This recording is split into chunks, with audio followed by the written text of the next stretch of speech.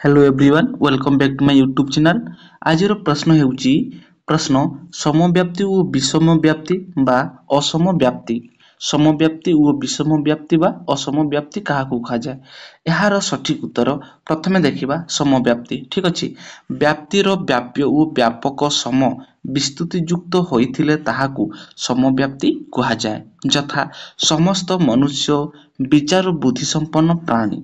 एठारे जेकोसी गोटे पदर स्थितिरु अपरटीर स्थिति अनुमेय। विषम बा असम व्याप्ति व्याप्तिर व्याप्य और व्यापक सम विस्तृति युक्त होई नथिले ताहाकू असम व्याप्ति बा विषम व्याप्ति कहा जाए। ठीक अछि, यथा समस्त मनुष्य मरणशील। एठारे व्याप्यर स्थितिरु व्यापक अनुमेय किंतु व्यापकर स्थितिरु व्याप्य अनुमेय नुहे। ठीक अछि,